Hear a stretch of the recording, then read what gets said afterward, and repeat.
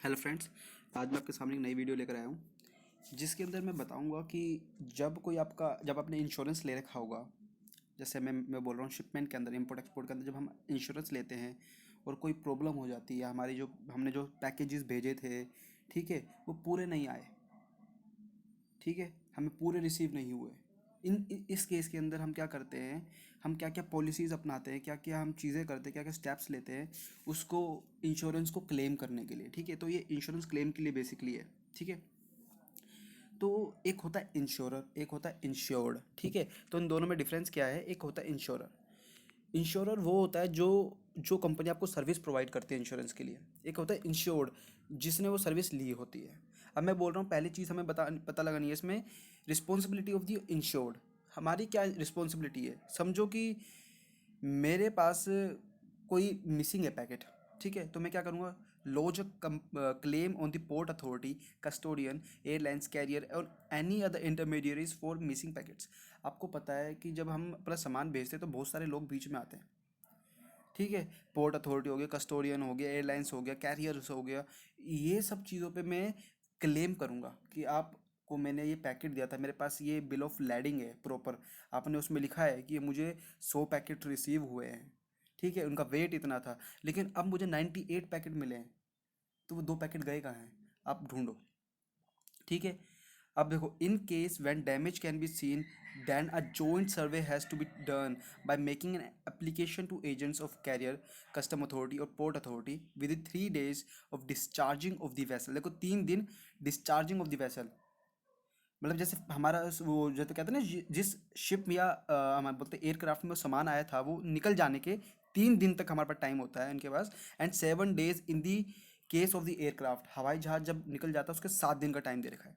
अब इस second case में है क्या? इस सेकंड केस में ये बोला गया है हमारा कोई सामान डैमेज हो गया। अब एक बात बताओ मुझे, इंश्योरेंस कंपनी, अगर गलती किसकी, अगर गलती पोर्ट अथॉरिटी की है, उन्होंने सामान हैंडलिंग में गलती कर दी, उसके सामान टूट गया, कोई डैमेज हो गया, तो वो इंश्योरेंस कंपनी क्यों पे करेगी मुझे? वो तो मुझे पोर्ट अथॉरिटी करेगी पे, उनकी हैंडलिंग की जिम्मेदारी, हम उसको फीस पे करते हैं, वो किस लिए करते हैं? ठीक है, तो ये इस चीज़ को पक्का करने के लिए, ये गलती इनसे नहीं हुई है, हम एक सर्वे बिठाई जाएगी, एक सर्वे बिठाई जाएगी, ठीक है, जॉइंट सर्वे बिठाई जाएगी, जिसको वैसल के लिए वो विद इन 3 दिन से होने चाहिए और एयरक्राफ्ट के लिए विद इन 7 days होनी चाहिए। ठीक है, देखो नेक्स्ट केस क्या, in case when damage can not be seen, given notice in return can be send to the carrier and port authorities and custom authorities. देखो, जब हमें डैमेज दिखा नहीं, मतलब कि डैमेज इज नॉट सीन, जब seen था तो हमने अभी जॉइंट सर्वे बिठवाया, ठीक है, एप्लीकेशन दी थी। हमने किसको एप्लीकेशन दी थी? पहले केस में हमने कस्टम अथॉरिटी हो गया, पोर्ट अथॉरिटी हो गया, उनको एप्लीकेशन में लिख के दिया कि हमें सर्वे बिठाइए, हमारा सामान डैमेज हुआ है, हमें इंश्योरेंस क्लेम करना है। ठीक है, या तो आप पे करोगे या तो वो करेंगे, अगर आपकी गलती तो आप पे करोगे। लेकिन इस वाले केस में क्या हुआ, इसमें डैमेज नोट सीन है, तो हम इसमें रिटर्न में लिख के देंगे, in return can be send to the carriers, port authorities and custom authorities. अब नेक्स्ट क्या, lodge a proper monetary claim on carriers, port authority and custom authority. अब इसमें सिंपल सा बोल रहा है, अगर पता लग जाता है कि उनकी वजह से गलती हुई है, तो मेरा कितने रुपए का सामान गया है, मुझे प्रॉपर इनको बताना पड़ेगा कि इतने, क्योंकि वो वही मानेंगे जो मैंने इन्वॉइस में वैल्यू मेंशन करी है। अगर मैंने कस्टम से टैक्स बचाने के लिए वैल्यू कम मेंशन कर दी, थोड़ी ज़्यादा, कम कम ही करते, ज़्यादा तो नहीं करते, कम ही मेंशन कर दी, अगर ऐसे केस में मेरे साथ एक फ्रॉड, ऐसे गलती हो जाती है इनकी, ये कोई डैमेज हो जाता है, तो मुझे सिर्फ उतने ही पैसे मिलेंगे, तो मैं तो प्रॉब्लम फंस जाऊंगा जब। तो ठीक है, इसलिए सब कुछ हमें बिल्कुल रियल खेलना चाहिए, भले ही प्रॉफिट थोड़ा कम होगा स्टार्टिंग में, लेकिन लॉन्ग लाइफ लोगे। If missing packet is found subsequently, then before its clearance a joint survey has to be done. अब देखो क्या बोला है, जो सामान हमारा खो गया था, मैंने बोला था 100 डब्बे आने थे, 98 मिले मुझे, लेकिन 2 डब्बे नहीं मिले। लेकिन जब मुझे वो डब्बे मिल गए, जैसे पोर्ट अथॉरिटी ढूंढ रही है कहीं कोने में पड़ा है डब्बा, ठीक है, उनको वो डब्बा मिल गया, बॉक्स मिल गया, तो उसकी क्लियरेंस से पहले एक जॉइंट सर्वे बैठी होनी चाहिए, क्योंकि हमने उसके लिए हमने मैंने कहा था ना कि एक एप्लीकेशन डाली थी, कस्टम ऑफिसर्स को डाली थी, पोर्ट अथॉरिटीज़ को डाली थी, कस्टोडियन डाली थी, इनको मैंने एक एप्लीकेशन डाली थी कि सर मेरा सामान खो गया, आप उसको चेक कीजिए अपनी तरफ से, सर्वे बिठाइए। तो एक वही सर्वे हमें उस डब्बे को क्लियरेंस करने से पहले बिठानी होगी, जिससे ये पक्का हो जाए कि ये डब्बा मिल चुका है, और जो भी क्लेम था ना, वो सारा नेग्लिजिबल हो गया, ठीक है। The claim on port authority, custom authority and carrier has to be filed in proper time and under the relevant law. अब ये तो है नहीं कि भैया मेरा सामान आज खोया है, मैं 1 साल बाद बता रहा हूँ भैया मेरा तो सामान खोया था, तुमने तुम्हारे इधर से आया ही नहीं। वो कहेंगे भाई ये कोई मतलब थोड़ी ना है, टाइम से होती है ना हर चीज़ें। अगर मेरा सामान मुझे आज नहीं मिला तो मैंने कल जाके फाइल कर दी कि सर मेरे को सामान नहीं मिला, आप बताइए कहाँ से। उनकी जिम्मेदारी है, वो ढूंढ के देंगे, ठीक है। तो ये रिस्पॉन्सिबिलिटी थी इंश्योर्ड की, ठीक है। जिसने इंश्योरेंस ले रखा, ये उसकी रिस्पॉन्सिबिलिटी, वो अपने एंड से क्या क्या कर सकता है। अब देखो नेक्स्ट चीज़ क्या है, फाइलिंग क्लेम्स। अब मुझे पता चल गया कि हाँ ऐसी ऐसी चीज़ें डैमेज हो गया, जो भी हो गया, अब मुझे क्लेम फाइल करना है, ठीक है जी। आफ्टर दी अफोर मैंशन रिस्पॉन्सिबिलिटीज में, जो मैंने पहले रिस्पॉन्सिबिलिटीज मैंशन की है, insured he can claim against insurance company. अब देखो वो मेरी पोर्ट अथॉरिटी, कस्टम अथॉरिटी, इनके इनके रिगार्डिंग में थी, लेकिन अब मैं जो क्लेम कर रहा हूँ, मैं किसकी बात कर रहा हूँ, मैं इंश्योरेंस के अगेंस्ट कर रहा हूँ, जिससे मैंने इंश्योरेंस लिया है। अब मैं उसके लिए क्या करूँगा, it is quite natural that there has been disagreement between the insurer and the ensure.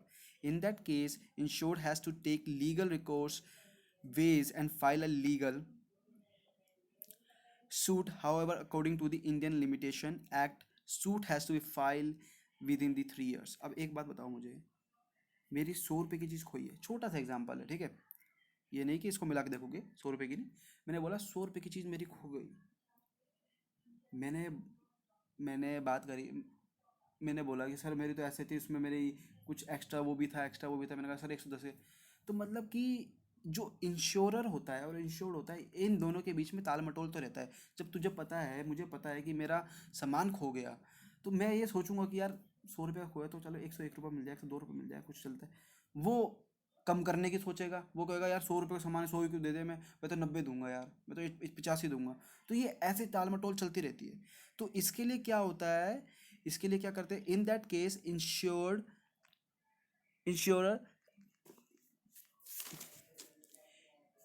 हाँ, has to take legal recourse way and file a legal suit. However according to the Indian Limitation Act, देखो insured को इस case के अंदर legal recourse face करने पड़ेंगे, जो legal legal veg है ना इसके लिए। अब मैंने बोला यार कंपनी का एक प्रॉपर, इनका एक इंश्योरेंस, जब हम फाइल लेते हैं ना, इंश्योरेंस सिंपल सी बात, जब हम इंश्योरेंस लेते हैं ना, तो उसके अंदर एक प्रॉपर चीज़ बताई जाती है कि अगर आपकी सामान जितने रुपए का डैमेज हुआ है, उससे 2% कम मिलेगा आपको पैसे, 3% कम मिलेगा।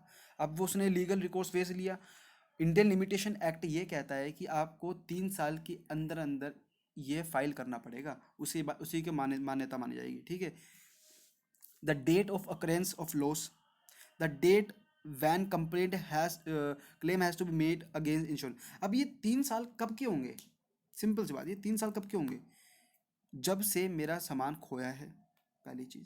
दूसरा, द डेट वैन कंप्लेंट और claim has to be made against the insured.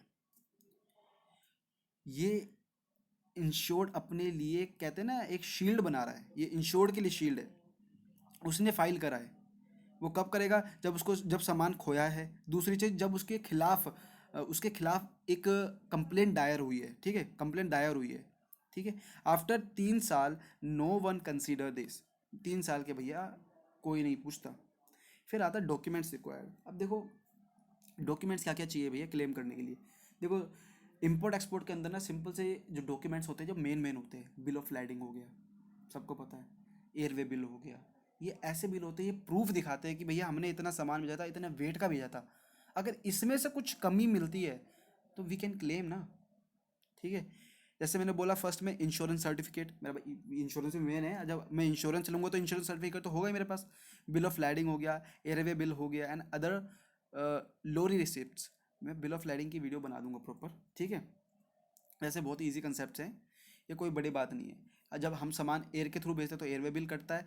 जैसे एक सिंपल से वो होते हैं टिकट टाइप की, जब हम सामान में जाते हैं, जैसे हम एसी की टिकट लेते हैं तो एसी की टिकट अलग मिलेगी, फर्स्ट क्लास की अलग मिलती है, नॉन एसी की अलग मिलती है, इस टाइप की होती है। प्रॉपर बता दूंगा मैं अगली वीडियो में, ठीक है। In case of the missing packets short landing, देखो जब हमारे कोई सामान पैकेट कम आता है ना, तो जो कस्टोडियन होता है ना, उसके पास सामान जाता है, पहली बात। जो सामान बाहर से शिपमेंट आती है वो कस्टोडियन अपने वेयर हाउस में रखता है, हम उधर जाके क्लियरेंस करवाते हैं CHA के थ्रू। अब वो अपने सामान उधर रख के बैठा है, लेकिन वो कहेगा भैया मुझे तो पीछे से ही 98 पैकेट रिसीव हुए। मैंने कहा यार मैं तो 100 पैकेट मंगाए थे यार, ये देखो बिल ऑफ मेरी एयरवे बिल हो गया है, बिल ऑफ लैंडिंग हो गया मेरा, ये देखो। वो कहेगा भैया पीछे से प्रॉब्लम है, तो वो आपको शॉर्ट लैंडिंग काट के देगा कि भैया मेरे को 2 पैकेट पहले से ही रिसीव कम हुए हैं, ठीक है। तो इस तरह का होता है। Copy invoice with packing weight list.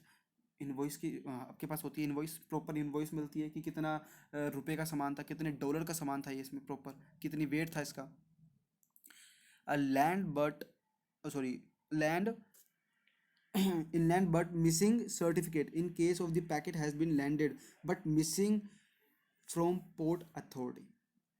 देखो आ लैंड बट मिसिंग सर्टिफिकेट, मतलब कि ऐसा सामान जो लैंड भी कर गया कस्टोडियन के वेयर हाउस में ही है, लेकिन उसको मिल नहीं रहा इस टाइम, या तो ज़्यादा भीड़ हो सकती है वेयर हाउस में, इस कारण नहीं मिल रहा। तो वो इसमें एक सर्टिफिकेट दे देता है जो क्लियरेंस स्टाफ होती है उनको, कि आप सर ऐसा है, ये सर्टिफिकेट ले लो, मुझे अभी मिल नहीं रहा। जैसा ही मिलता है, क्योंकि हमें पूरा पैकेट रिसीव हुए हैं, वो प्रॉपर बोलेंगे 100 पैकेट रिसीव हुए हैं, लेकिन आप 98 पैकेट मिल रहे हैं, बाकी थोड़ी इधर प्रॉब्लम है, जगह जगह छोटी है, कुछ भी प्रॉब्लम है, इसके कारण सामान नहीं मिल पा रहा हमें, 2 पैकेट नहीं मिल पा रहे। जैसे मिलेंगे तो हम आपको मेल मेल के थ्रू कंफर्म कर देंगे, आप आके क्लियर्स करवा लेना, ठीक है जी।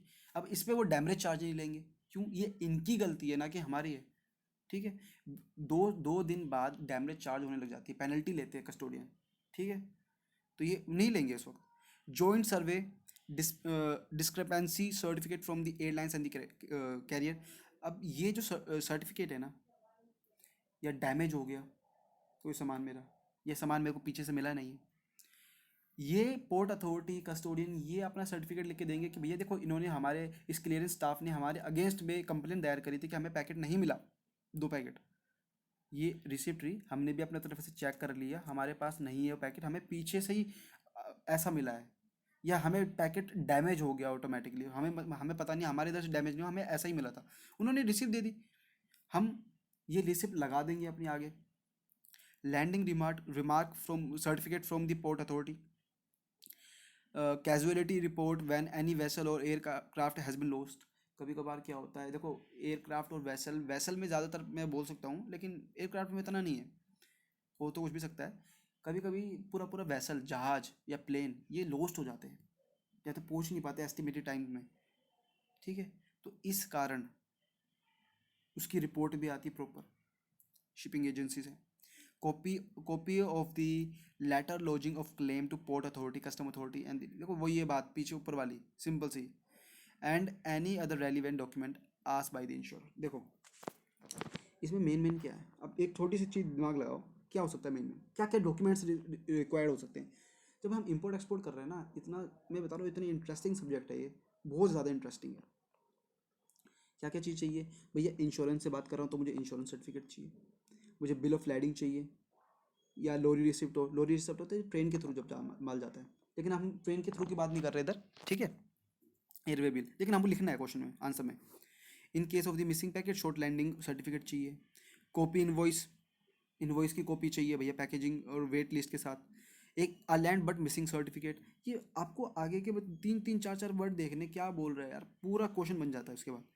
जॉइंट सर्वे डिस्क्रिपेंसी सर्टिफिकेट चाहिए, लैंडिंग रिमार्क सर्टिफिकेट चाहिए, कैजुअलिटी रिपोर्ट चाहिए हमें। फिर चाहिए कि भाई हमने जो क्लेम फाइल करे थे पोर्ट अथॉरिटी कस्टम अथॉरिटी और कैरियर को, उसकी हमें रिपोर्ट की एक कॉपी चाहिए।